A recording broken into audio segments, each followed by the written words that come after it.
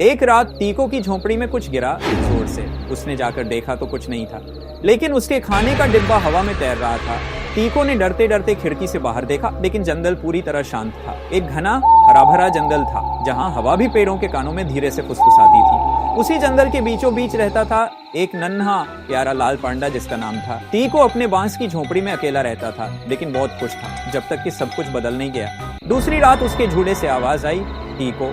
कोई धीमी आवाज उसे पुकार रही थी। तीसरी रात उसने साफ देखा, एक धुंधली सी आकृति झोपड़ी के अंदर, एक आत्मा, सफेद, फड़फड़ाती पर अजीब सी उदास। तीको अब डर गया था। वो जंगल में भागा और सीधा पहुंचा शहर में ब्रूनो और बेला की सुपरनैचुरल प्रोटेक्टर्स एजेंसी पर। बेला, जो एक स्लिम स्टाइलिश सफेद बिल्ली थी, लाल लेदर ड्रेस और कोट में अपने कॉम्बैट बूट्स और घड़ी के साथ तैयार थी। ब्रूनो, एक हैंडसम गोल्डन रिट्रीवर कुत्ता, ब्लैक सूट और ट्रेंच कोट में, अपनी गोल्ड फ्रेम वाली चश्मे के पीछे से दुनिया को ध्यान से देखता। तीको ने उन्हें सब बताया। बेला ने मुस्कुराते हुए कहा, चलो ब्रूनो, जंगल बुला रहा है। जैसे ही वो जंगल पहुंचे, सब कुछ शांत था, कुछ ज्यादा ही शांत। बेला ने अपने हाईटेक सुपर सेंस चश्मे पहने। ब्रूनो ने अपने घोस्ट डिटेक्टर को ऑन किया।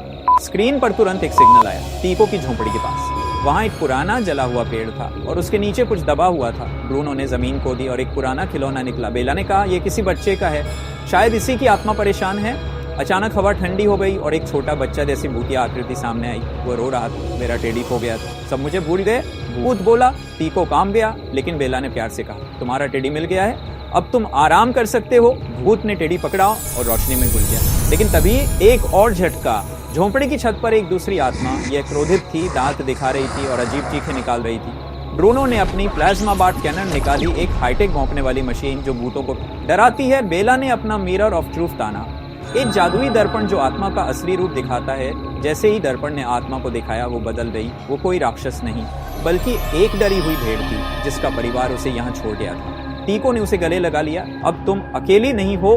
अगले दिन जंगल में रोशनी फैली हुई थी, आत्माएं अब आजाद थीं। तीको के घर में कोई डर नहीं था। ब्रूनो ने कहा, मिशन सक्सेसफुल बेला। बेला ने मुस्कुराकर कहा, अब तीको का जंगल सुरक्षित है। और हमारा अगला केस? तीको ने उनकी झोंपड़ी में ताजा बांस की चाय रख दी और बोला, पर अगली बार तुम मेरे साथ रहो, बहुत मजा आएगा। बेला हंस दी। ब्रूनो ने भौंककर हामी भरी और इस तरह ब्रूनो और बेला ने एक और भूतिया रहस्य सुलझाया, इस बार जंगल के दिल में।